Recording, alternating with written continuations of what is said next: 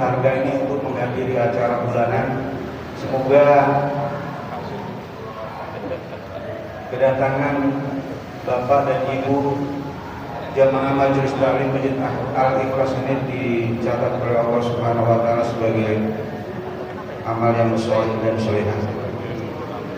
Baik, saya sebagai pembawa acara, untuk mempersingkat waktu kita akan mulai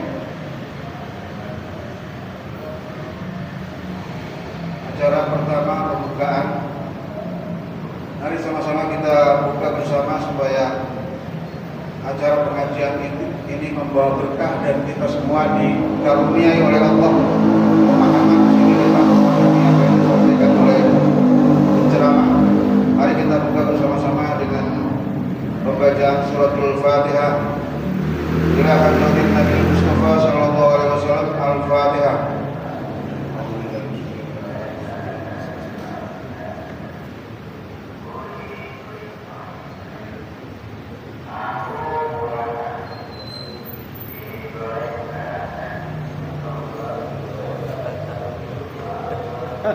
Terima kasih.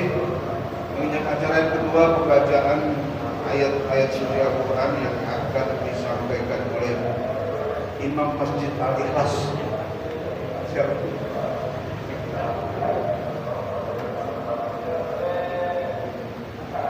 Ustaz Farhan. Pada beliau kami persilakan.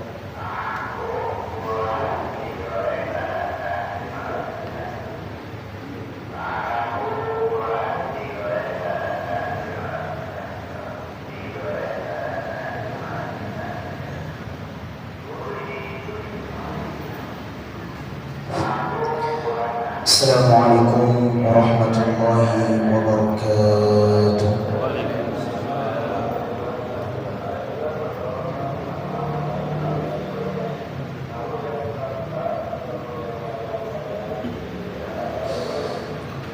A'udzu billahi minasy syaithanir rajim.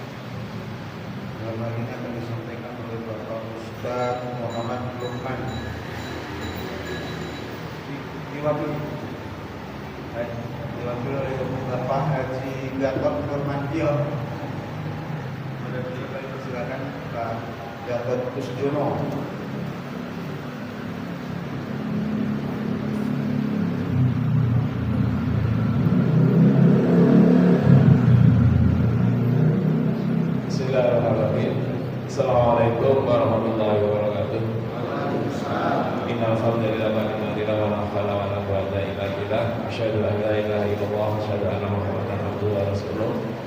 Yang saya hormati Ustaz Zulfikar Harun, guru kita yang telah hadir di tengah-tengah kita, pengurus taklim dari FP5 dan FP6 yang saat ini sebagai PIC pelaksanaan kajian bulanan yang sempat menunda 1 bulannya. Ya. Alhamdulillah bisa kita awali kegiatan kita, yang mana bulan kemarin kegiatan bersamaan dengan kegiatan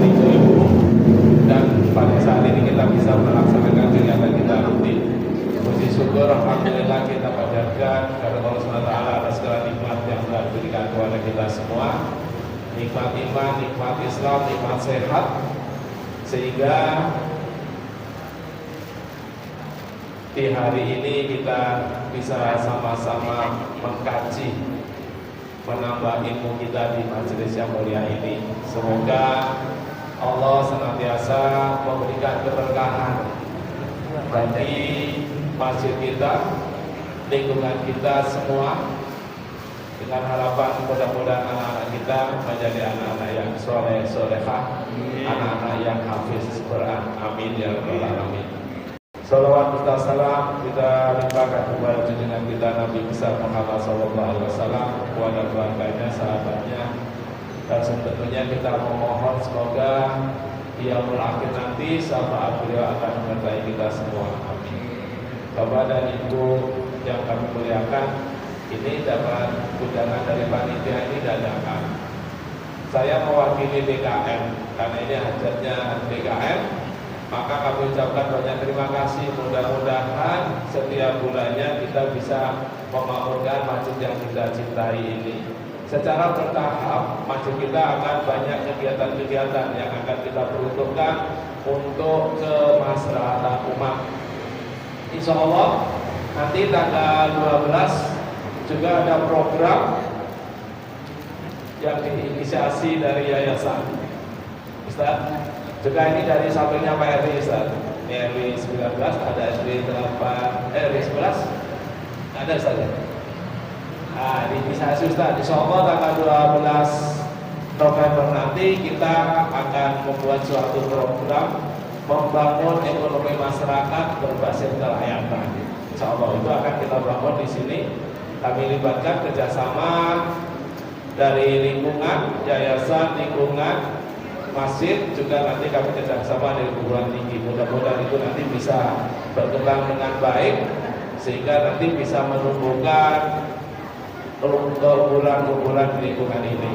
Ini hadiah untuk RW kita yang baru, juga pengurus yang baru tentunya. Berikanlah yang terbaik untuk lingkungan selama kita masih punya waktu dan kesempatan, sehingga nanti kalau kita meninggalkan sesuatu yang bermanfaat bagi lingkungan. Jadi itu saja. Selamat mengikuti. Kalau saya nanti banyak ceramahnya kebanyakan. Kita tunggu ilmu dari guru kita, walaupun sudah masuk ke bulan Rabiul Akhir ya. Kita masih ingat kelahiran Nabi kita. Mudah-mudahan nanti banyak ilmu yang bisa kita pelajari bersama dan bisa kita amalkan dalam kehidupan kita sehari-hari. Perkenankan kami wakil yayasan dan DKM, mohon maaf sekiranya dalam berikan layanan kepada seluruh jamaah masih banyak kekurangan-kekurangan yang secara bertahap, mudah-mudahan itu bisa kami perbaiki bersama. Dan sebelum kami tutup, insya Allah dalam waktu dekat juga masjid kita sudah memiliki ambulan. Silakan tinggal ditunggu saja tanggal hariannya. Dan ambulan itu adalah dari masjid kita ingin memberikan yang terbaik untuk umat. Terima kasih. Wassalamualaikum warahmatullahi wabarakatuh.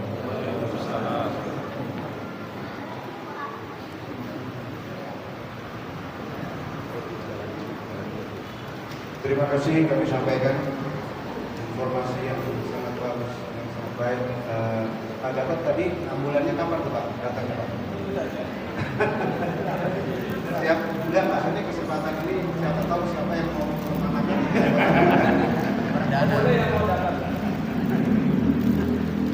Baik, meninjak acara berikutnya, acara yang kita nantikan bersama, yaitu tausiah.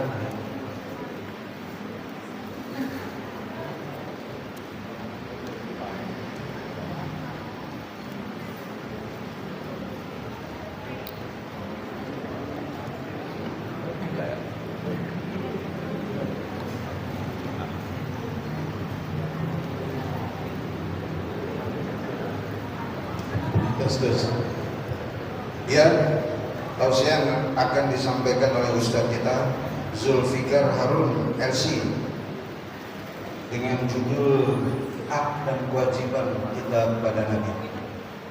Tampaknya ini materi sangat menarik. Apa itu isinya? Mari pada beliau kami persilakan.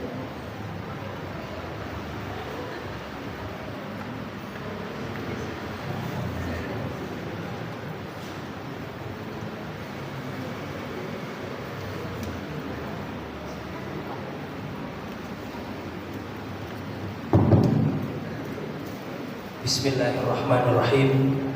Assalamualaikum warahmatullahi wabarakatuh.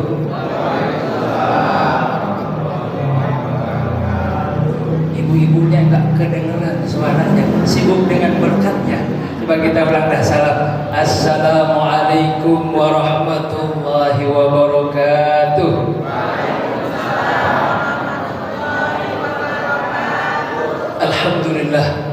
Alhamdulillahi Rabbil Alamin. Wabihi nasta'inu ala umuri dunya wad din.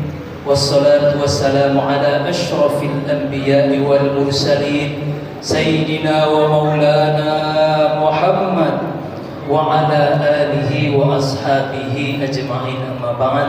Rabbi shrah li sadri wa yassir li amri wahlul 'uqdatam min lisani yafqahu qawli. Allahumma 'allimna ma yanfa'una wanfa'na bima 'allamtana wa zidna min karamika 'ilman nafi'an ya rabbal alamin. Allahumma la 'ilma lana illa ma 'allamtana innaka antal 'alimul hakim. Allahumma faqihna fid din wa 'allimna ta'wil. Astaghfirullahaladzim. Pertama-tama yang saya hormati dan saya muliakan Ketua DKM Masjid Al-Ikhlas beserta jajarannya, para tokoh masyarakat, tokoh agama, para sepuh, orang tua, hadirin wal hadirat, Bapak Ibu sekalian yang saya cintai dan dimuliakan Allah Subhanahu wa taala. Alhamdulillah, tidak ada kata yang pantas untuk kita panjatkan di malam hari yang berbahagia ini melainkan kita mengucapkan kalimat tahmid alhamdulillah. Karena begitu banyak hadirin sekalian nikmat yang Allah berikan kepada kita. Nikmat sehat, nikmat kuat, dan yang paling penting untuk kita syukuri bersama Bapak Ibu sekalian adalah nikmat taufik.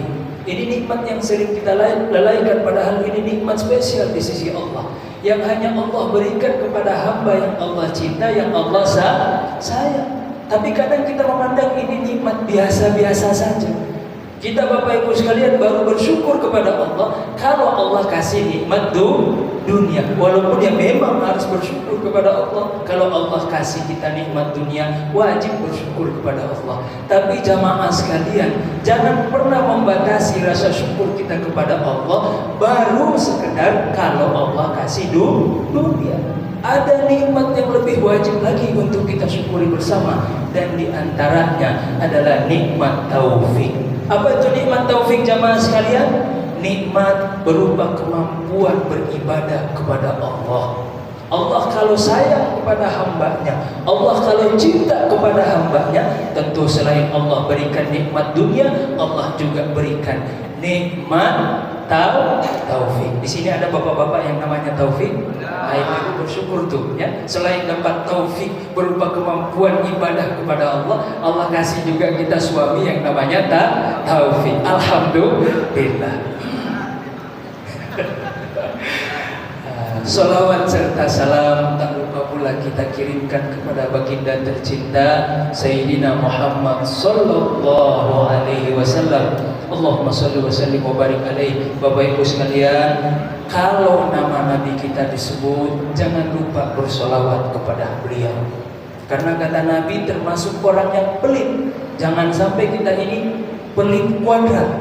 Udah pelit bersedekah, pelit juga menyebut bersolawat kepada Nabi. Apa kata Nabi perihal orang yang pelit?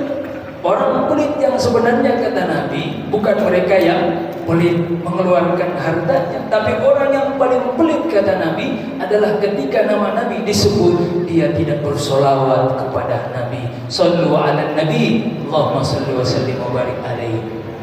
Semoga solawat yang kita kirimkan kepada beliau malam ini bisa tersampaikan, dan kita berharap jamaah sekalian semoga beliau berkenan untuk membalas solawat kita dengan syafaatnya. Amin amin ya rabbal alamin. Karena jamaah sekalian, kita ini tahu diri, kita sadar diri ya Allah masih banyak kekurangan kita. Bahkan kalau kita melihat ke dalam diri kita, kemudian kita bandingkan ibadah kita dengan dosa kita, kayaknya lebih banyak dosa kita ketimbang ibadah. Malu rasanya, belum pantas. Dan kita belum yakin juga dengan ibadah kita apakah diterima oleh Allah. Soalnya banyak pamernya, banyak riaknya ketimbang ikhlasnya. Maka satu-satunya yang kita harapkan, semoga kita selamat di akhirat, adalah syafaat Nabi. Dan syafaat Nabi diberikan kepada mereka yang senantiasa bersolawat kepada Nabi. Allahumma sholli ala Sayyidina Muhammad, shollu ala Nabi. Bapak Ibu sekalian, maka Allah Subhanahu wa taala, sebelumnya saya dikasih waktu sampai berapa menit? Sampai jam 12. Apalagi udah ada kopi, ada snack. Wah, ini bisa sampai subuh ini. Baik. Soalnya kita ini orang Sulawesi, Bapak Ibu sekalian. Penyakitnya satu. Kalau udah ngomong susah berhenti. Maka dari itu harus sepakat nih. Ya. Baik. Karena Bapak Ibu sekalian, kajian subuh besok saya juga ada kajian subuh di Cibubur kota wisata. Jadi mohon maaf kalau kita belum bisa maksimal malam hari ini, tapi insya Allah kita usahakan. Baik, Bapak Ibu sekalian, Allah Subhanahu wa taala, langsung saja agar lebih berkahnya kajian kita malam hari ini, sembari kita berharap keridhaan Allah, kita juga berharap keberkahan dari Allah. Sembari kita sama-sama membuka kajian kita dengan membaca basmalah. Bismillahirrahmanirrahim. Bapak Ibu sekalian, Allah Subhanahu wa taala, enggak apa-apa sambil menikmati yang disediakan oleh panitia kita, sambil mendengarkan kajian kita ya, terutama ibu-ibu. Ya, baik. Bapak Ibu sekalian, Allah Subhanahu wa taala, tema kita malam hari ini berkaitan dengan hak dan kewajiban kita kepada Nabi. Ini penting jamaah sekalian untuk kita bahas. Jangankan kaitannya kepada Nabi, hak dan kewajiban kita kepada Nabi, kaitannya di dalam rumah tangga kita saja, Bapak Ibu sekalian, kita mesti tahu hak dan kewajiban kita. Apa hak dan kewajiban seorang suami, apa hak kewajiban seorang istri, begitu juga dengan anak. Karena kalau nggak tahu jamaah sekalian, ini keluarga nanti berantakan. Anak ya, posisinya anak di dalam keluarga, tapi gelagat kayak orang tua misalnya, itu berantakan rumah tangga kita tuh. Istri ya, di mana kewajibannya adalah berkhidmat, melayani suaminya ya. Kalau dia lupa hak dan kewajibannya, berantakan rumah tangga. Pun demikian dengan suami ya. Kewajibannya adalah mencari nafkah. Kalau dia lupa kewajibannya, berantakan keluarga. Pun demikian hak dan kewajiban kita kepada Nabi, jamaah sekalian. Ini mesti harus kita tahu ya. Apa saja hak dan kewajiban kita kepada Nabi. Jamaah sekalian, melakukan Allah Subhanahu wa taala. Sebelum kita membahas tema kita, saya kasih deskripsi dulu ya, muqaddimah, pengantar sebelum kita masuk kepada pembahasan ini. Kenapa kita harus membahas hak dan kewajiban kita kepada Nabi? Karena jamaah sekalian, kalau kita lihat kebaikan Nabi, pengorbanan yang beliau berikan kepada kita umatnya Nabi Muhammad SAW, yang begitu besar yang beliau berikan kepada kita, bahkan beliau sangat peduli dengan keselamatan kita ya, maka sudah sepantasnya bagi kita untuk memberikan hak beliau. Walaupun beliau tidak pernah menuntut, jamaah sekalian, Nabi itu nggak pernah menuntut haknya, tapi kita sebagai umatnya mesti tahu diri untuk memberikan hak Nabi berupa kewajiban kita nih, kewajiban kita kepada Nabi Muhammad SAW. Jamaah sekalian, Nabi kita ini, Nabi Muhammad SAW, Nabi yang paling mulia dan unik ya. Cara Allah memperlakukan kita umatnya Nabi ya, itu tergantung daripada cara Nabi memperlakukan kita umatnya. Dan coba kita lihat bagaimana Nabi Muhammad SAW sangat cinta kepada kita umatnya, sangat peduli keselamatan kita ya. Bahkan disebutkan di dalam riwayat, sebelum beliau wafat, sesaat sebelum beliau wafat, siapa yang beliau ingat jamaah sekalian? Warisan apa? Istri, jabatan kan? Yang beliau ingat adalah ummati. Beda dengan kita. Yang kita ingat harta. toh kalau bapak mau mati, mau ini udah sekaratul maut ini toh ya, kalau bapak nanti meninggal, tolong jangan dijual tanah di sebelah. Kenapa bapak, kenapa ayah? Itu tanah tetangga, bukan punya kita. Yang kita ingat harta. Nabi Muhammad SAW bahkan saat sakaratul maut, yang beliau ingat kita, bapak ibu sekalian, yang beliau ingat keselamatan kita. Ummati, ummati, ummati. Makanya jamaah sekalian ya, Allah memperlakukan kita tergantung kadar cintanya Nabi Muhammad SAW. Dan Nabi Muhammad sangat cinta kepada kita umatnya, maka Allah berikan tuh keutamaan berupa rahmat yang tidak pernah Allah berikan kepada umat-umat terdahulu. Ini saking cintanya Allah kepada umat ini, berkat siapa? Berkat Nabi Muhammad SAW. Dan kita bisa buktikan Bapak Ibu sekalian, kita bisa buktikan dari ibadah-ibadah syariat yang Nabi bawa itu lebih mudah ketimbang syariat orang-orang terdahulu. Orang terdahulu Bapak Ibu sekalian, untuk sekedar tobat kepada Allah, cara tobat mereka gimana? Ada yang tahu? Kata Allah di dalam Al-Quran, cara tobatnya umat-umat terdahulu, faqtulu anfusakum. Jadi syarat tobat mereka itu harus bunuh diri. Ekstrim gak? Rasa-rasanya kita gak mau hidup jadi umat terdahulu deh. Berat. Tapi umatnya Nabi Muhammad SAW cukup dengan istighfar. Astagfirullah, astagfirullah, beres. Allah ampuni dosanya ya. Walaupun ada yang misalnya lewat di depan bapak-bapak bening-bening, astagfirullah, tapi tangannya dibuka dikit, astagfirullah. Yang penting istighfar ya. Selesai, Allah ampuni dosanya ya. Astagfirullah. Yang penting istighfar. Karena saking cintanya Allah kepada umatnya Nabi Muhammad. Berkat siapa? Nabi Muhammad SAW. Makanya kita bersyukur Bapak Ibu sekalian, jadi umatnya siapa? Umatnya baginda Nabi Muhammad SAW.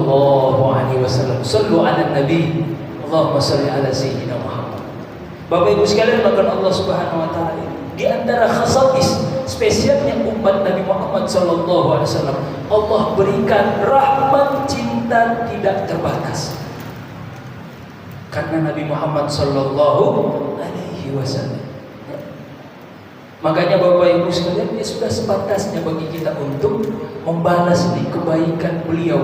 Walaupun Bapak Ibu sekalian, dunia dan seisinya kita punya untuk membalas satu kebaikan Nabi, kita gak akan pernah sanggup membalas kebaikan Nabi. Gak akan pernah sanggup Bapak Ibu sekalian. Walaupun kita punya dunia dan seisinya ya. Karena begitu besar perjuangan kebaikan Nabi kepada kita ya. Tapi bukan berarti kita melalaikan, bukan berarti kita tidak membalas kebaikan Nabi. Tentu sudah sepantasnya bagi kita. Dan itulah cara kita bersyukur kepada Allah. Makanya kata Nabi, la yashkurullah liman la yashkurun nas. Belum bersyukur seorang hamba kepada Allah kalau dia tidak pandai berterima kasih kepada manusia. Makanya jamaah sekalian, kalau ada sesama kita yang berbuat baik kepada kita ya, kalau kita belum bisa membalas kebaikan tersebut, minimal ucapkan terima kasih dan doakan saudara kita, semoga Allah membalas kebaikan itu kepada sesama kita. Jamaah sekalian, yang kadang berbuat baik ada motifnya, ada kepentingannya. Pinjam dulu 100 Bu supaya silaturahmi tidak terputus, pinjam dulu 100, ada kepentingan. Tapi Nabi Muhammad SAW berbuat baik kepada kita jamaah sekalian, tidak ada kepentingan beliau satu pun, murni karena cinta kepada kita umatnya. Makanya penting bagi kita ini jamaah sekalian untuk mengetahui hak dan kewajiban kita kepada Nabi Muhammad SAW ya. Terus apa kewajiban kita? Nah, makanya jamaah sekalian, saya tadi minta kepada Ustaz Amin untuk tolong disiapkan papan tulis, karena kekurangan saya, tangan saya itu gatal. Kalau ngaji harus coret. Rasanya kurang afdol kalau nggak coret-coret. Biar ibu-ibu juga fokus. Biasanya kalau nggak pakai papan tulis mudah. Ya. Diajak ngobrol tuh teman sebelahnya. Ya. Baik, Bapak Ibu sekalian akan Allah Subhanahu Wa Taala. Jadi sambil diperhatikannya papan tulisnya. Baik, ibu-ibu bisa lihat di belakang? Bisa? Bisa ya? Nggak bisa? Baik, saya gedein deh. Hak dan kewajiban kita pertama kepada Nabi Muhammad SAW adalah mencintai Nabi. Makanya jamaah sekalian, mencintai Nabi itu hukumnya udah wajib. Hukumnya wajib. Dan itu Allah tegaskan di dalam Al-Quran sebagaimana yang dibacakan oleh imam kita tadi. Qul in kuntum tuhibbunallaha fattabi'uni yuhibbukumullah.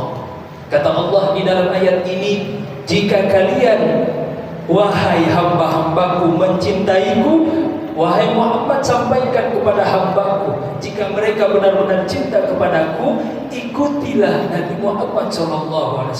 Kata para ulama kita, salah satu maknanya adalah mencintai Nabi.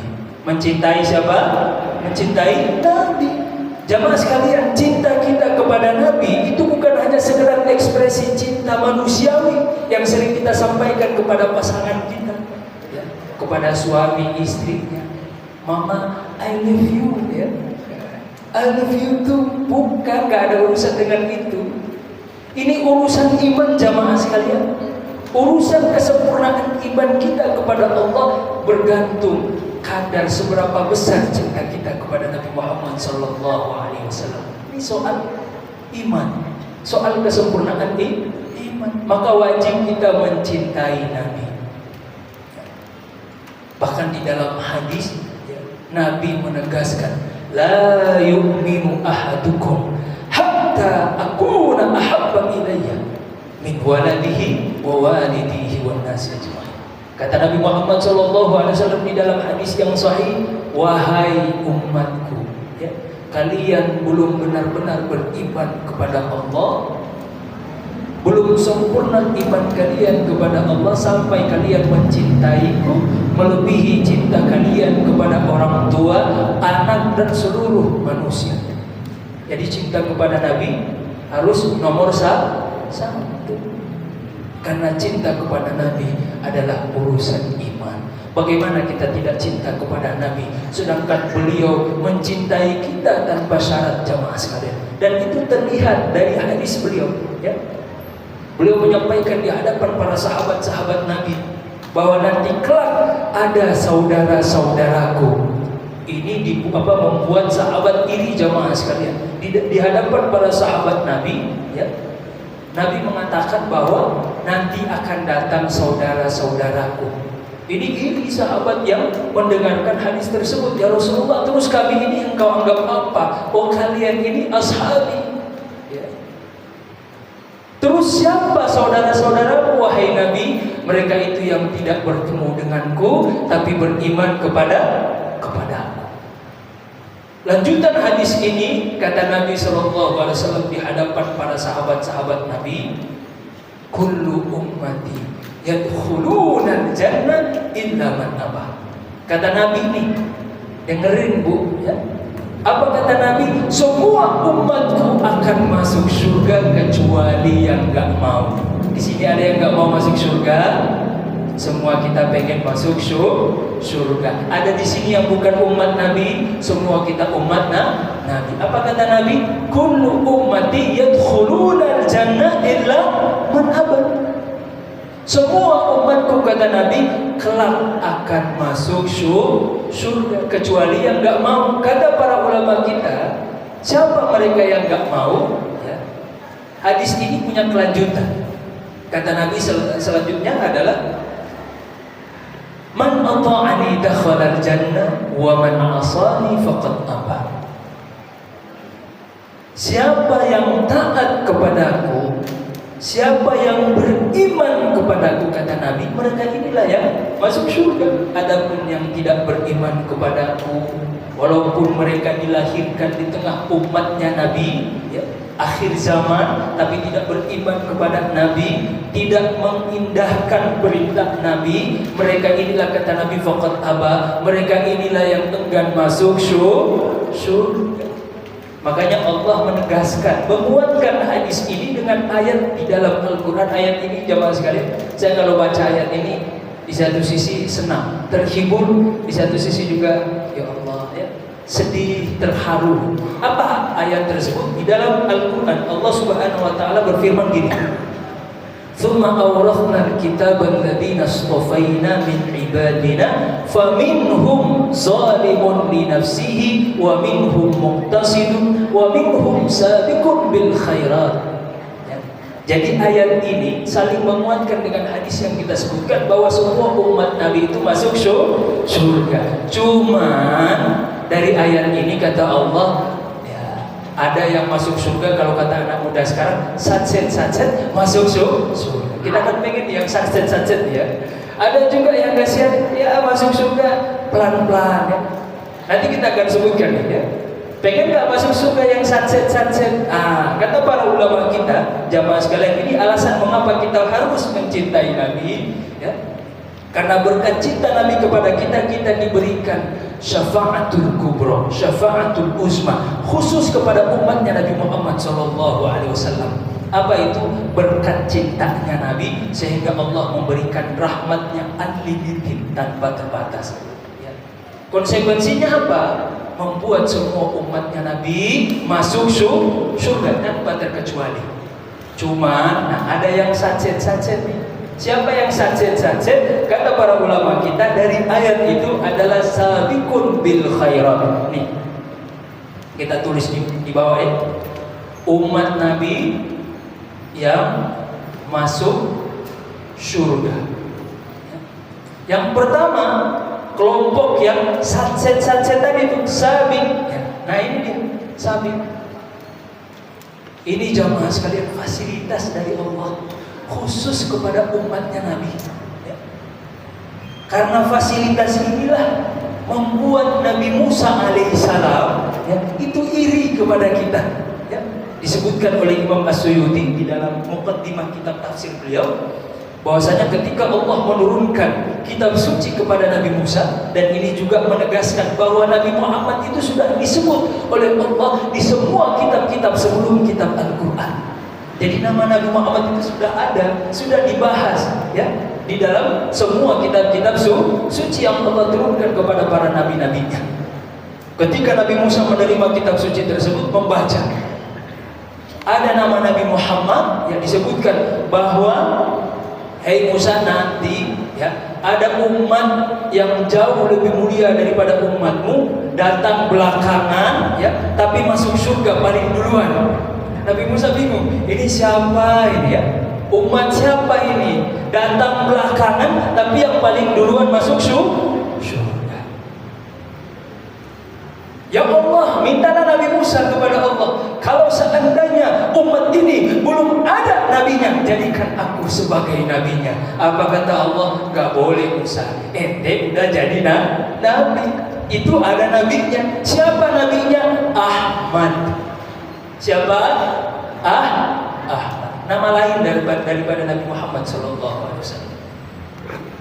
Apa jawab Nabi Musa? Kalau begitu ya Allah, kalau aku belum bisa menjadi nabinya mereka, jadikan aku sebagai umatnya Nabi Muhammad SAW. Apa kata Allah? Gak boleh, ente udah jadi nabi, dan itu sudah bagian daripada takdir Allah. Bayangkan, sekelas Nabi Musa minta jadi umatnya Nabi. Lah Bapak Ibu sekalian, udah pernah request sama Allah? Udah belum? Udah dikasih gratis, tapi belum bersyukur kepada Allah. Kita ini spesial Bapak Ibu sekalian, ya. Diutamakan oleh Allah. Berkat siapa? Nabi Muhammad SAW. Nah, ini sabiqun bil khairat. Mereka ini umatnya Nabi Muhammad SAW yang masuk surga, kata para ulama kita, bi ghairi hisab. Yang kita sebutkan tadi itu satset masuk surga. nggak ditanya-tanya. Wah, enak banget ini. Yang pertama ini masuk surga enak banget Bapak Ibu sekalian. Nggak ditanya sama malaikat, ujuk-ujuk udah langsung masuk surga. Pengen nggak? Pengen semua kita di sini?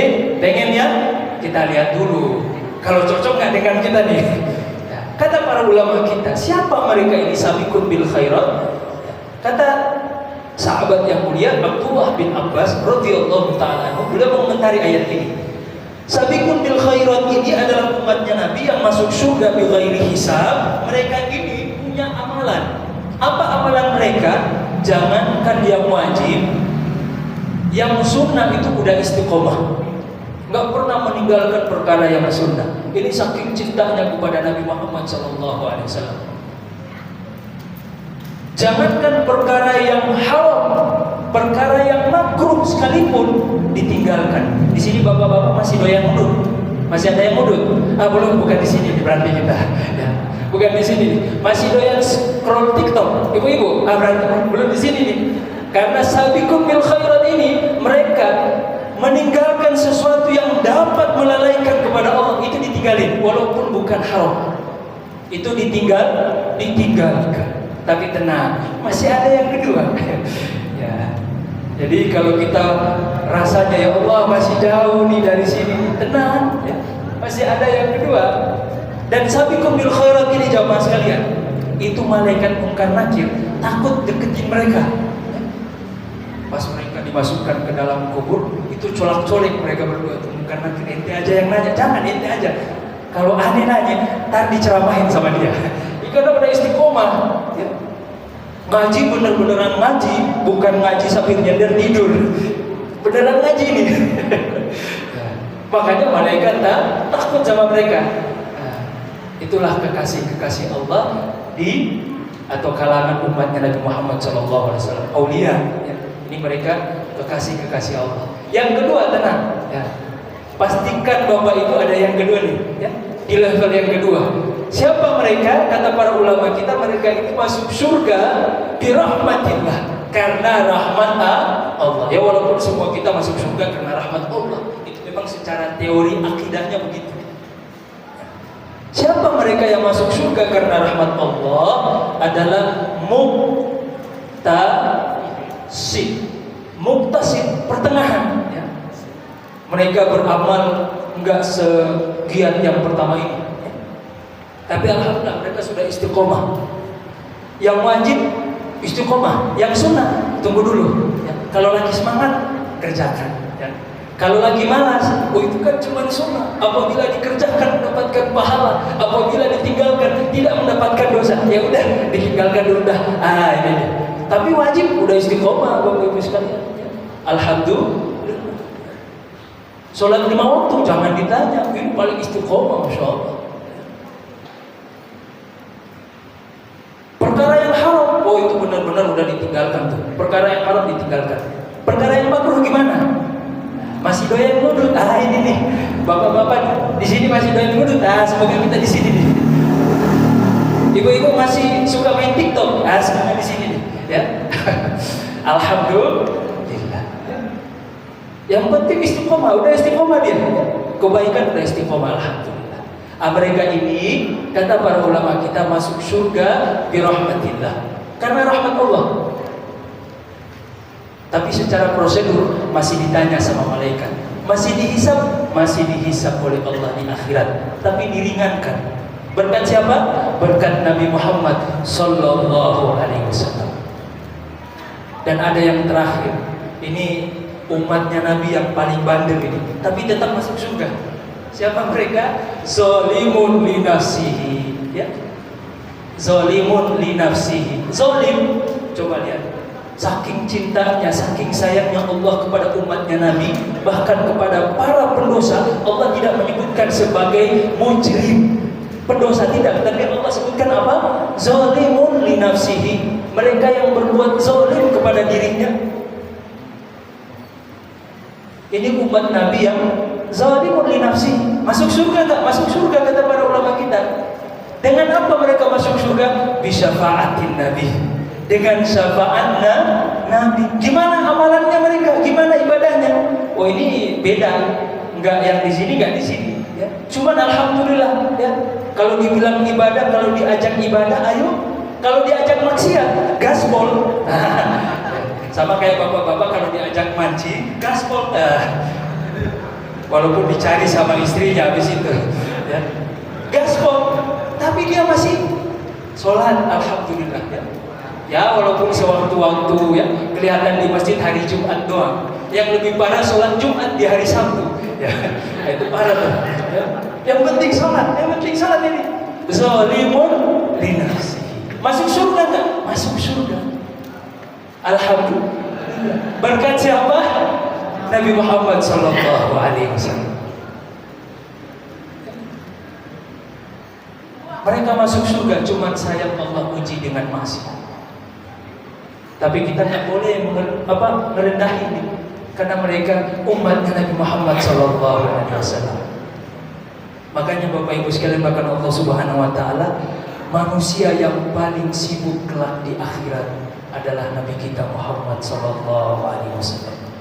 Kenapa beliau sibuk memastikan keselamatan kita nih, yang bandel kayak kita?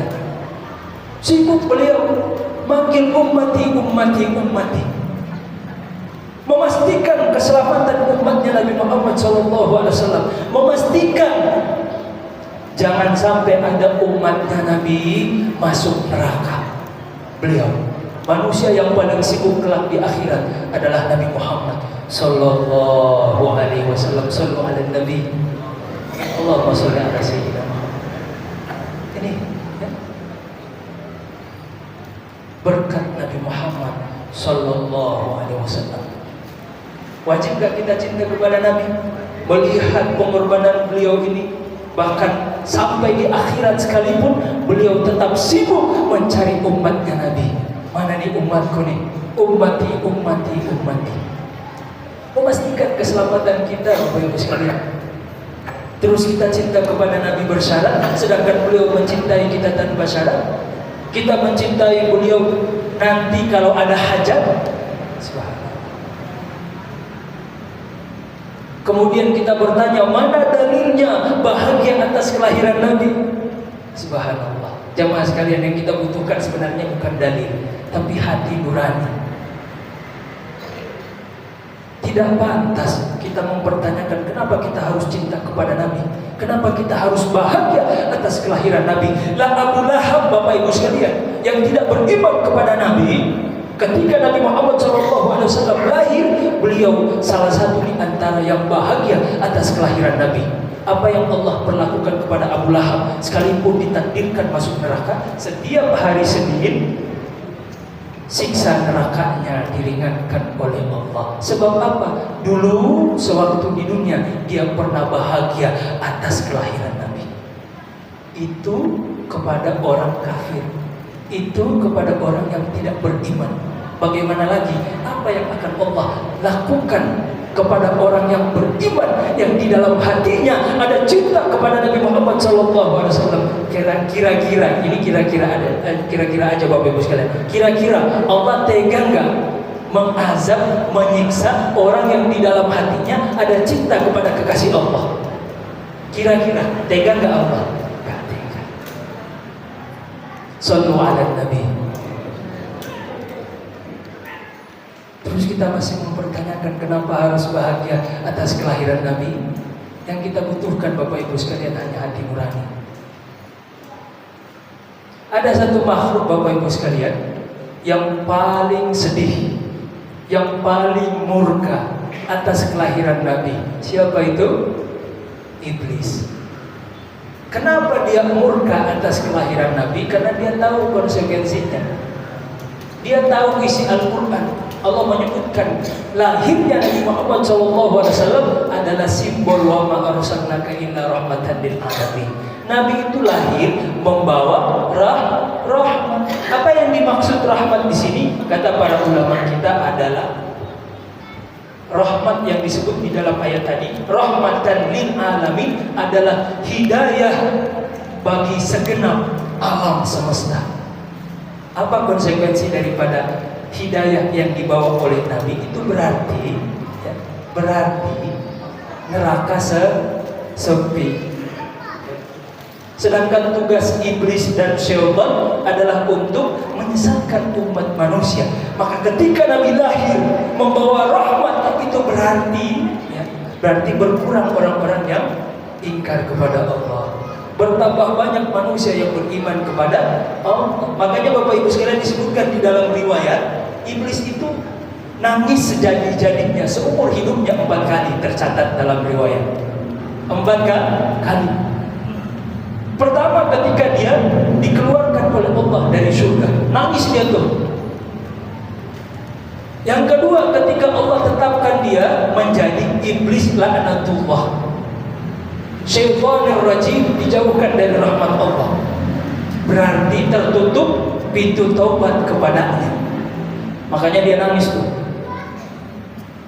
Dan yang terakhir, kalau yang ketiga itu adalah dulu iblis ini Bapak Ibu sekalian. Jadi dia pernah terlintas untuk bertobat kepada Allah. Kapan itu? Di zaman Nabi Musa. Akhirnya apa? Minta dia colek kepada Nabi Musa. Musa, tolong dong, ya. Minta kepada Allah supaya ampuni dosa aneh. Oke, kata Nabi Musa. Besoknya Nabi Musa minta, ya Allah, tolong dong. Engkau kan Rahman, Rahim, Ghafur, Maha Pengampun. Ampuni nih hambamu iblis. Boleh kata, bisa. Saya akan ampuni. Tapi satu syaratnya kata Allah, apa itu? Bilang, sampaikan ke iblis untuk dia sujud kepada Nabi Adam alaihissalam. Ya udah, disampaikanlah apa adanya oleh Nabi Musa. Iblis, gimana? Musa, kata Allah, boleh, Allah akan ampuni dosa. Oh, udah senang dia. Tapi ada syaratnya iblis. Apa tuh? Ente sujud kepada Nabi Adam di kuburannya. Sombong lagi dia. Apa dia katakan? Hei Musa, kamu tahu nggak? Dulu sewaktu dia hidup, ya, amin aneh sujud. Ya, kata iblis gitu. Aneh nggak sujud, apalagi dia udah jadi bangkai. Nggak pernah akan aneh sujud. Sujud ihtiram maksudnya penghormatan. Di situ dia nangis. Dan yang terakhir, nangis sejadi-jadinya sampai dia disebutkan di dalam riwayat sakit berhari-hari. Ya. Dikunjungi sama setan-setan. Wah, ini komandan kita sakit nih. Bahkan disebutkan dalam riwayat itu nangis sampai nangis darah. Kapan itu? Ketika Nabi Muhammad SAW dilahirkan oleh Allah. Karena dia paham konsekuensi atas kelahiran Nabi. Makin sedikit penghuni neraka, dia makin kesepian. Bapak Ibu sekalian, akan Allah Subhanahu wa taala. Jadi semoga sepulang dari kajian ini kita tidak akan bertanya lagi mana dalilnya kita harus bahagia atas kelahiran Nabi. Karena mencintai Nabi ini urusan iman, kesempurnaan iman kita kepada Allah. Kaitannya adalah iman kita, bukan hanya sekedar ekspresi cinta manusiawi. Yang kedua yang berkaitan dengan kewajiban kita, Bapak Ibu sekalian, selain mencintai Nabi, jangan lupa yang kedua adalah bersolawat. Bersolawat kepada Nabi, Bapak Ibu sekalian. Karena ini merupakan kewajiban kita kepada beliau. Dengan sebegitu banyak pengorbanan kebaikan yang beliau berikan kepada kita, rasa-rasanya umur kita belum cukup, bahkan kita isi dengan sholawat kepada Nabi untuk membalas kebaikan beliau. Gak cukup Bapak Ibu sekalian. Disebutkan di dalam riwayat yang sahih Bapak Ibu sekalian, suatu ketika Ibunda Aisyah itu pernah tengah malam tiba-tiba langsung nangis bahagia peluk Nabi. Nabi kaget. Ini hadis sahih. Agak panjang riwayatnya, tapi saya coba ceritakan aja. Nabi kaget, kemudian bertanya, wahai istriku tercinta, apa sebab engkau ini malam-malam bangun? Ya, karena di antara kebiasaan Nabi, Bapak Ibu sekalian, beliau itu nggak suka bangunin istri sholat tahajud. Ya. Beliau itu nanti bangunkan istrinya deket-deket mau subuh, karena beliau tahu, ya, sholat tahajud bagi umatnya itu cuma sunnah. Sedangkan bagi Nabi sholat tahajud itu wajib. Maka beliau nggak bangunkan sampai sesaat sebelum subuh, minimal witiran. Nah, silakan. Tiba-tiba kaget beliau. Apa gerangan wahai istriku tercinta? Engkau tiba-tiba bangun, nangis sembari memeluk diri. Apa jawab Ibunda Aisyah?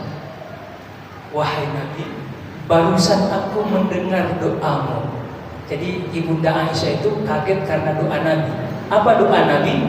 Allahumma gfir li Aisyah. Ya Allah, ampunilah dosa istriku tercinta Aisyah. Kira-kira Bapak Ibu sekalian, Nabi kalau berdoa didengar gak sama Allah? Mustajab gak doanya? Beda dengan kita.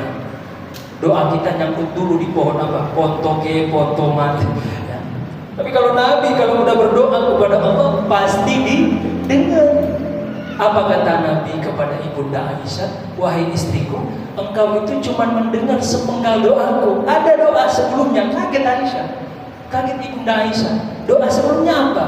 Ketahuilah wahai Aisyah, aku berdoa dan doa ini senantiasa beliau panjatkan kepada Allah setiap waktu, setiap saat, terkhusus setiap habis sholat. Apa doanya? Allahumma gfir li ummati. Allahumma gfir li ummati. Ya Allah, ampunilah dosa-dosa hambaku.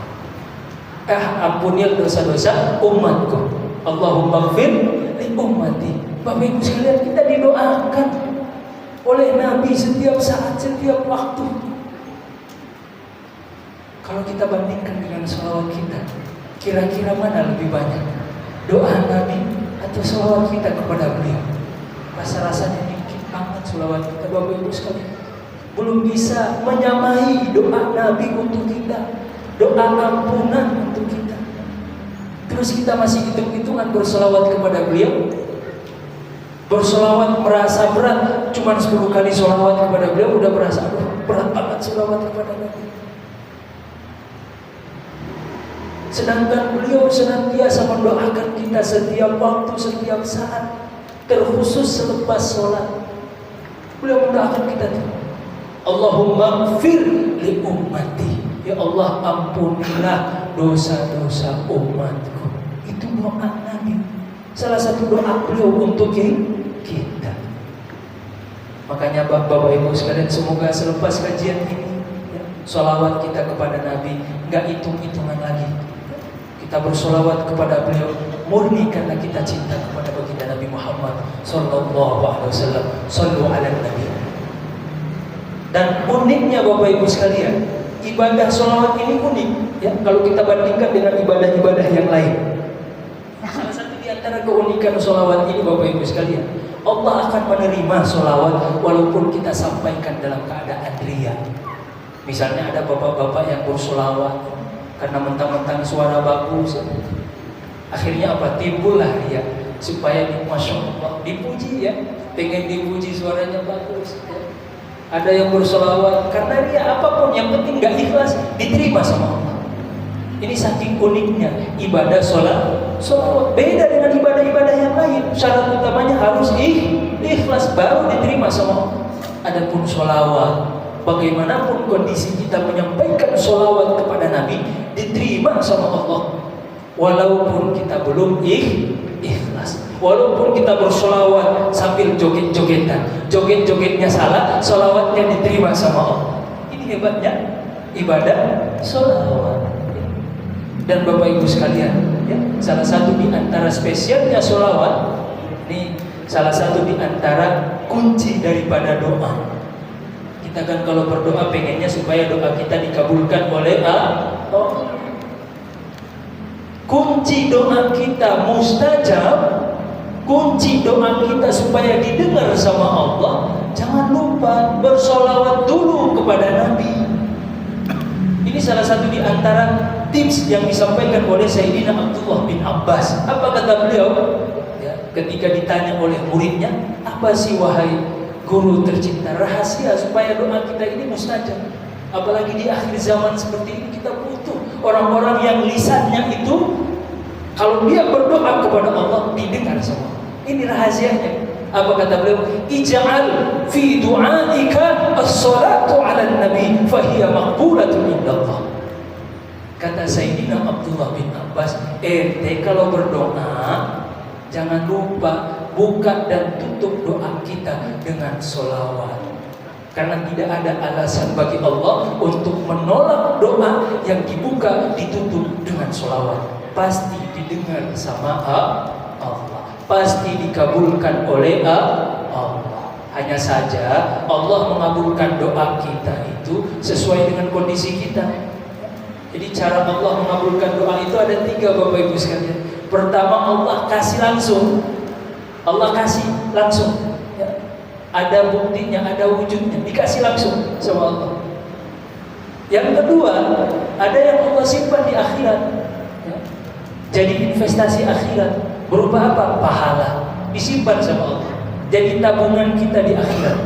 Dan yang ketiga, cara Allah mengabulkan doa kita adalah dipalingkan kita dari mara bahaya. Jadi sejatinya doa kita itu semuanya dikabulkan oleh Allah. Jadi jangan membatasi doa itu baru dikabulkan oleh Allah. Nanti kalau kelihatan wujudnya, jangan Bapak Ibu sekalian. Karena Allah itu tahu apa yang kita butuhkan, bukan sekedar keinginan. Maka biarkan Allah ya. Yang penting kita sudah menjalankan tugas dan kewajiban kita, yaitu berdoa. Dan salah satu kunci rahasia doa kita mustajab adalah bukalah dan tutuplah doa kita dengan bersolawat kepada Nabi. Jadi jangan ujuk-ujuk langsung berdoa. Lah mau proposal aja butuh harus kita manis-manis mulut dulu ya. Kita kalau mau bawa proposal kan harus manis-manis mulut dulu lah. Sama Bapak Ibu sekalian, kalau kita berdoa kepada Allah, manis-manis mulut dulu sama Allah. Bagaimana cara manis-manis mulut kepada Allah? Sholawat kepada Nabi. Nah ini ya. Sholawat merupakan kewajiban kedua kita kepada baginda Nabi Muhammad SAW.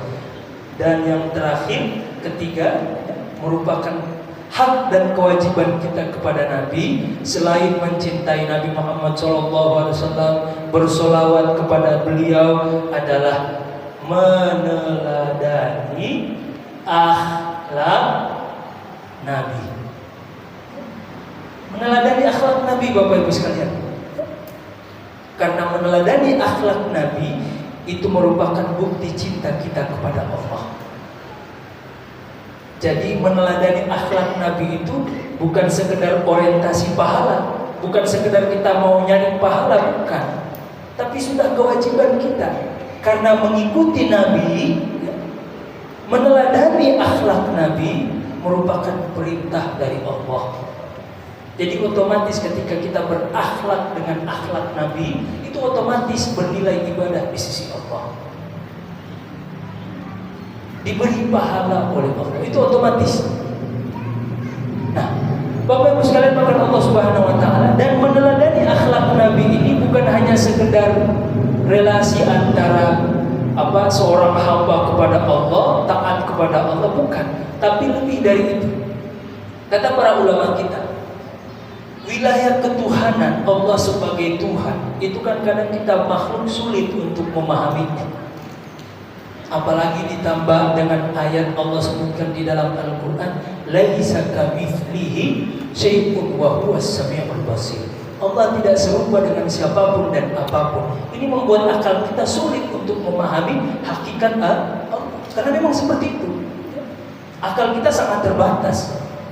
Walaupun dengan segala anugerah yang Allah berikan kepada kita, akal ini Bapak Ibu sekalian, salah satu rahasia kenapa Allah sempurnakan kita manusia dengan akhlak, salah satu rahasianya adalah supaya bisa menuntun kita kepada kebenaran, supaya bisa menuntun kita kepada Allah Subhanahu wa taala.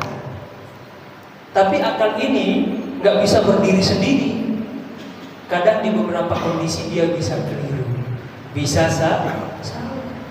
Apalagi bapak-bapak. Dulu kalau kita pernah belajar matematika, kan kita sering salah tuh.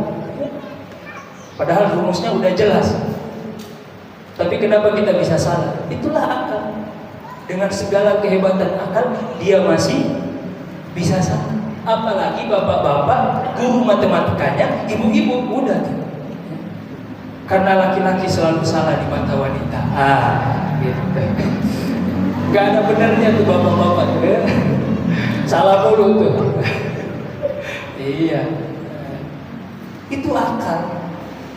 Terus bagaimana Allah memperkenalkan tanda kutip dirinya, zatnya kepada kita nih, makhluk. Salah satunya perantaranya adalah Nabi Muhammad SAW. Berupa apa? Tajallian penampakannya Allah melalui akhlak Nabi. Bagaimana kita bisa memahami sifat-sifat Asmaul Husna-nya Allah Ar-Rahman Rahim? Lihat akhlak Nabi. Betapa sayangnya beliau kepada kita umatnya. Jangankan kepada kita Bapak Ibu sekalian, kepada seorang yang tidak beriman kepada Nabi, sekalipun kepada yang membenci Nabi, yaitu gembong orang munafik. Siapa itu? Di Madinah. Siapa namanya? Abdullah bin Salul. Orang ini menampakkan di hadapan Nabi dan kepada sahabat-sahabat Nabi kalau dia itu benci kepada Nabi. Tapi dia pura-pura masuk Islam. Supaya apa? Supaya nggak digebukin sama kaum muslimin, supaya nggak dibunuh sama kaum muslimin. Tapi coba lihat apa yang Nabi lakukan kepada si Abdullah bin Salul, gembongnya orang munafik. Ketika dia meninggal, Abdullah bin Salul ini punya anak, namanya Abdullah juga, menghadap kepada Nabi, menyampaikan, wahai Nabi, bapakku meninggal, udah wafat, udah mati, dan aku tahu orang yang paling membenci Nabi di Madinah adalah bapakku, dan aku tahu konsekuensinya, bahwa bapakku ini masuk neraka itu udah pasti karena membenci Nabi. Tapi wahai Nabi, aku sebagai anak punya kontak batin dengan bapakku, ada ikatan emosional. Bagaimanapun aku sedih mendengar kabar tersebut. Tolong wahai Nabi, berikan syafaat kepada orang tuaku. Apa yang dilakukan Nabi? Sekalipun kepada orang yang membencinya, Nabi menyulati. Bapak Ibu sekalian, coba lihat.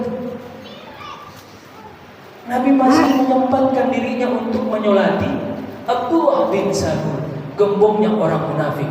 Bahkan Bapak Ibu sekalian, disebutkan di dalam riwayat yang sahih, sesaat Nabi sebelum maju menjadi imam untuk sholat kepada Abdullah bin Salul ini, beberapa kali beliau ditegur oleh sahabatnya, yaitu Sayyidina Umar.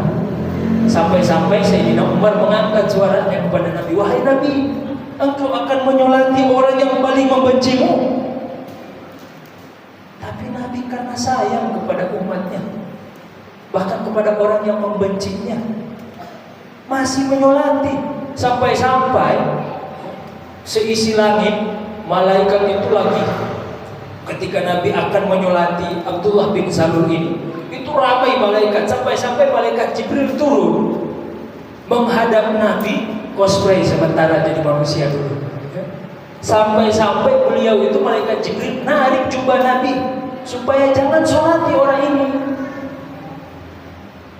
Dia tidak pantas mendapatkan sholat Nabi, karena Nabi, kita tahu bersama ya, sholat itu kan bagian daripada rangkaian doa, sholat jenazah. Dan Nabi kalau berdoa sudah pasti dengar sama Allah. Tapi apa? Karena saking cintanya beliau kepada kita, sekalipun kepada gembong orang munafik, beliau tetap melanjutkan sholat. Sampai-sampai beliau ditegur sama Allah langsung. Ada ayat di dalam Al-Quran tuh, walaupun engkau Muhammad memohon ampunan kepada orang ini, bahkan saking banyaknya ampunan tersebut 70 kali, Allah tidak akan pernah mengampuni orang ini. Karena Allah tahu isi hati manusia. Orang ini tidak beriman kepada Allah, orang ini tidak beriman kepada baginda Nabi, dia cuma pura-pura masuk Islam. Tapi coba lihat, Nabi masih sayang sama orang itu. Bahkan setelah sholat, Nabi melepaskan surbannya, ngasih kepada anaknya, jadikan ini sebagai kain kafan.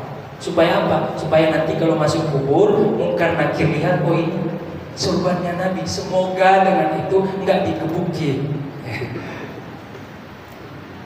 Itu saking cintanya Nabi kepada orang yang membenci beliau. Bagaimana lagi kepada kita umatnya yang beriman kepada Nabi dan yang cinta kepada Nabi? Kira-kira sayang nggak beliau sama kita? Insya Allah. Makanya Bapak Ibu sekalian, setiap sholawat yang kita kirimkan kepada Nabi pasti sampai. Karena kematian itu di dalam Islam bukan ketiadaan. Jadi kalau kita mati, kita meninggal, itu bukan berarti kita tidak ada lagi, bukan. Kematian di dalam Islam itu hanya sebuah proses perpindahan alam dari alam dunia menuju kepada alam kehidupan berikutnya, yaitu alam yang lebih kekal abadi, alam akhirat. Jadi nggak usah takut mati. Tapi kalau di sini Ustaz mau duluan, saya belakangan dah ya, Bapak Ibu yang duluan dah. Ya, alhamdulillah. Karena kematian di dalam Islam hanyalah sebuah proses perpindahan alam dari alam dunia menuju alam yang lebih kekal abadi. Kecuali kalau orang nggak beriman kepada Allah, orang nggak beriman dengan kehidupan akhirat, makanya wajar mereka takut mati. Dan memang kita nggak boleh takut mati, Bapak Ibu sekalian. Takutnya nanti dipermainkan oleh syaitan. Kalau kita takut mati, berarti kan mati itu kan mengangkat penghalang kita ya dari Allah. Jadi satu-satunya cara kita untuk ketemu Allah ya mati.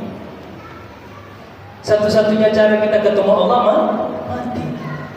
Kalau kita takut mati, khawatir dipermainkan oleh syaitan perasaan kita, akhirnya bukan cuma mati yang kita takuti, kita takut ketemu Allah.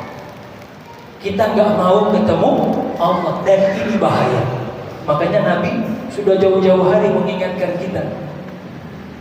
Siapa yang suka ketemu Allah, man ahabba liqa Allah, ahabba Allah liqa'ahu. Allah pun suka ketemu orang itu.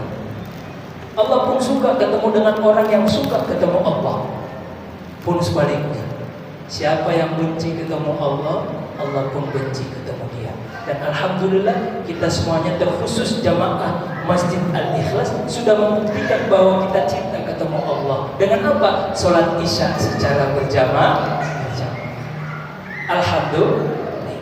Ini Bapak Ibu sekalian, yang pertama, hak dan kewajiban kita kepada Nabi adalah mencintai beliau. Yang kedua adalah bersolawat kepada beliau. Dan yang terakhir adalah meneladani akhlak Nabi. Baik Bapak Ibu sekalian, ini dulu yang bisa saya sampaikan karena ini udah mau jam 9 ya, karena subuh saya ada kajian di Cibubur, jadi kita cukupkan dulu sampai ke sini. Gak apa-apa, dikit-dikit yang penting paham, dikit-dikit yang penting kita ngaji. Karena Bapak Ibu sekalian, ngaji ini adalah kebutuhan rohani kita. Kita kadang suka zolim Bapak Ibu sekalian. Kita itu lebih peduli kepada lahiriah kita, fisik kita, padahal Allah gak lihat kita dengan fisik kita. Yang Allah lihat adalah hati kita, ruhani kita. Dan ruhani itu sama seperti fisik Bapak Ibu sekalian, butuh makan, butuh minum. Cuma makanannya beda. Kalau fisik itu ya yang fisik-fisik. Makanya karena kita masih hidup, jangan sampai Ustadz pulang dari sini gak dikasih berkat. Karena masih fisik ya. Masih butuh makan, masih butuh amplop. Kalau saya nggak usah amplop, isinya aja. Ya. Alhamdulillah. Ruhani kita juga sama Bapak Ibu sekalian. Butuh makan, butuh minum. Apa kebutuhan rohani kita? Apa yang membuat rohani kita bahagia? Adalah ilmu dan ibadah. Ini Bapak Ibu sekalian. Makanya Bapak Ibu sekalian, ada rasa yang gak bisa kita ucapkan setiap selesai sholat 5 waktu. Ada kepuasan, kebahagiaan tersendiri yang tidak bisa kita ungkapkan secara lisan setiap kali kita selesai beribadah kepada Allah. Apalagi kajian malam hari ini, bukan cuma sekedar ilmu yang kita dapatkan, tapi juga lahir batin bahagia ya. Dikasih kue ya, dikasih berkat, alhamdulillah ya. Makanya harus sering-sering ya. Ustaz Amin, kalau ngaji ada pengajian harus ada makan-makannya. Iya, ini sunnah Nabi loh Bapak Ibu sekalian. Ya, makan-makan ya. Jangan sampai cuma rohani yang bahagia tapi kita melupakan lahiriahnya, fisiknya harus lahir batin ya. Alhamdulillah. Baik Bapak Ibu sekalian, itu dulu yang bisa saya sampaikan. Semoga bermanfaat. Lebih dan kurangnya saya mohon maaf. Yang benar semuanya datang dari Allah, yang keliru yang salah datang dari keterbatasan ilmu saya, dan saya mohon ampun kepada Allah. Kalau ada salah kata, ada khilaf yang membuat Bapak Ibu sekalian tersinggung, mohon dimaafkan karena al-faqih hanya manusia biasa, tempat salah dan dosa. Baik Bapak Ibu sekalian, sebelum kita tutup, mari sama-sama kita menutup kajian kita pada malam hari ini dengan membaca suratul Fatihah. Kita niatkan Al-Fatihah ini kepada baginda Nabi Muhammad SAW dan terkhusus kepada saudara-saudara kita yang ada di Palestina. Kita sadar kita belum bisa membantu banyak kepada saudara kita, tapi kita merasakan apa yang mereka rasakan. Maka dari itu mari sama-sama kita kirimkan Al-Fatihah ini. Semoga dengan Al-Fatihah ini Allah memberikan pertolongan kepada saudara-saudara kita yang ada di Palestina. Allah mudahkan mereka. Kemudian Allah terima semua amal ibadahnya. Allah kuatkan imannya. Allah kuatkan kesabarannya. Ala hadhihi wa ala kulli niyatin salihah. Al-Fatihah. Ya.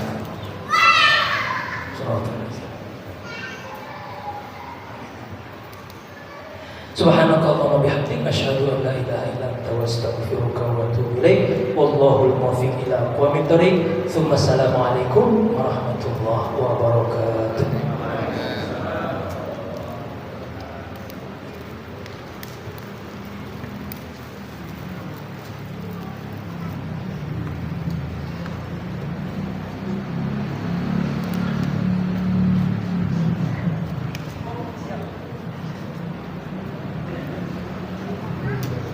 Terima kasih, materinya sangat menarik sekali. Siapa nanti yang mau menjadi penghuni surga di awal ya, mungkin Pak Ustadz bisa lebih lagi. Karena yang pertama itu nanti siapa tahu bisa ngopi bareng sama Nabi Muhammad. Nah, barangkali ada yang mau ditanyakan, Bapak? Amin. Semuanya kayaknya Ustaz. Ini kita bingung paham atau pengen cepat-cepat pulang. Baiklah, kalau memang tidak ada lagi yang mau ditanyakan, mungkin diakhiri dengan doa. Dan sebelum sampaikan, saya sebagai pembawa acara, kalau ada salah kata dan lain-lain, mohon maaf. Yang sebesarnya, wabillahi taufiq wal hidayah. Wassalamualaikum warahmatullahi wabarakatuh. Bapak Ibu sekalian, agar lebih berkahnya kajian kita pada malam hari ini dan juga permintaan dari beliau, mari sama-sama kita tutup dengan membacakan doa. Saya bacakan doa dan Bapak Ibu aminkan agar doa kita lebih mustajab di sisi Allah Subhanahu wa taala. Astaghfirullahaladzim, astaghfirullahaladzim, astaghfirullah. A'udzu billahi minasyaitonir rajim. Bismillahirrahmanirrahim. Alhamdulillahi rabbil alamin, hamdan syakirin, hamdan na'iman, hamdan yuwafi ni'amahu wa yukafi mazidah. Ya Rabbana lakal hamdu kama yanbaghi li jalali wajhika karimul azim sultanik. Allahumma salli wa sallim ala habibina wa syafi'ina wa maulana Muhammad. Allahumma innaka afuwun karim, tuhibbul afwa fa'fu anna. Ya Allah biha, ya Allah biha, ya Allah bi husnil khatimah. Allahumma inna nas'aluka ridhaka wal jannah wa na'udzubika min sakhatika wan nar. Allahumma inna nas'aluka salamatan fid din wa afiyatan fil jasad wa ziyadatan fil ilmi wa barakatan fil rizqi wa tawbatan qabla al-maut wa rahmatan 'inda al-maut wa maghfiratan ba'da al-maut. Allahumma hawwin 'alaina fi sakaratil maut wa najatna minan nar bi rahmatika ya arhamar rahimin. Rabbana zalamna anfusana wa illam taghfir lana tarhamna lanakunanna minal khasirin. Allahumma taqabbal minna innaka antas samiul alim wa tub alaina innaka antat tawwabur rahim. Allahumma inna ala dzikrika wa syukrika wa husni ibadatik. Rabbana atina fid dunya hasanah wa fil akhirati hasanah wa qina adzabannar. Sallallahu alaihi wasallam Muhammadin nabiyyi wa ala alihi wasallam. Subhana rabbika rabbil izzati amma yasifun wa salamun alal mursalin walhamdulillah. Dan saya izin pamit setelah ini Bapak Ibu sekalian ya, karena saya buru-buru pulang biar gak kesiangan semuanya.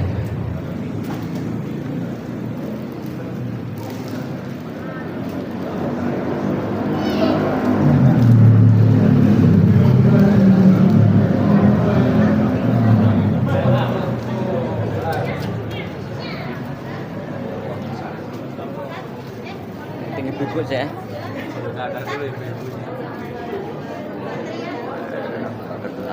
Gak kena ya? Sotet Pak, sotet Pak.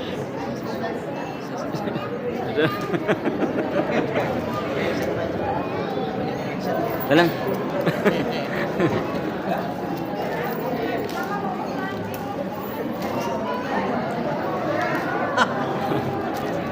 Ntar ditonton ya.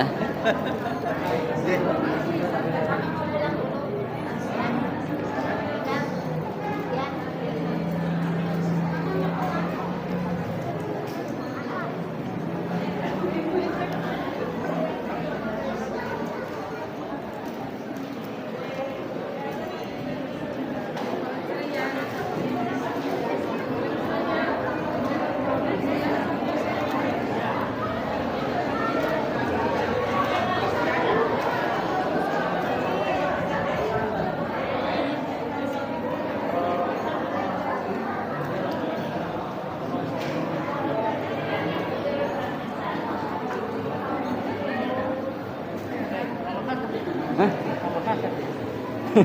Iya nang pasar ya.